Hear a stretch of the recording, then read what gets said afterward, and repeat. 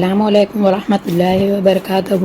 راہ حق کے ہم سفر ساتھیوں، رمضان میں فرشتہ پکارتا ہے، اے بھلائی کے چاہنے والے آگے بڑھ، دیر نہ کر، اے شر کے چاہنے والے رک جا۔ یہ ابن ماجہ کی حدیث ہے۔ وقت ہمارے پاس کم ہے، اس لیے اس کے ایک ایک منٹ کو بھی ضائع نہ کریں۔ آپ کو 70 نیکیاں جمع کرنا ہے۔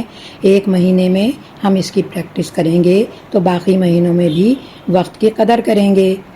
رمضان میں قیام سیام کرنے والا یعنی روزہ رکھنے والا اور راتوں کو عبادت کرنے والا، قرآن پڑھنے والا قیامت کے دن صدیقین اور شہداء کے ساتھ ہوگا۔ بزاز نے نقل کیا ہے، عبادت کو صحیح طرح ادا کرنے لگ جائیں گے تو انشاءاللہ آپ کو بھی شہداء کا ثواب ملے گا اور صدیقین کا ساتھ ہوگا۔ اے بھلائی چاہنے والے آگے بڑھ، دیر نہ کر، اے شر کے چاہنے والے رک جا۔ ہم خانہ کعبہ مدینہ جانے کا سوچتے ہیں، یہاں فرض بھی ادا نہیں کرتے۔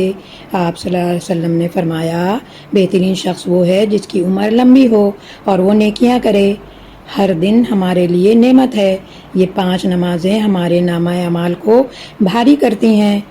ہم کل مر چکے ہوتے، آج کی فجر ہمارے نصیب میں نہ ہوتی، یعنی ہم وہ نیکی نہ کر پاتے جو ہم کر رہے ہیں۔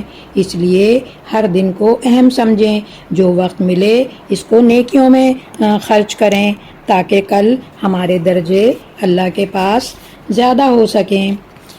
رمضان کے لیے ابن ماجہ کی ایک اور حدیث ہے کہ رمضان میں اللہ تعالیٰ ہر رات کو لوگوں کو جہنم سے نجات دیتے ہیں اور روزہ افطار کے وقت بھی اللہ لوگوں کو جہنم سے آزاد کرتے ہیں، تو ہمیں بھی جہنم سے نجات پانے والوں میں شامل ہونا ہے۔ اس لیے نیکیوں میں دوڑ لگائیں۔ جنت کی کرنسی نیکی ہے، نہ ڈالر نہ ریال۔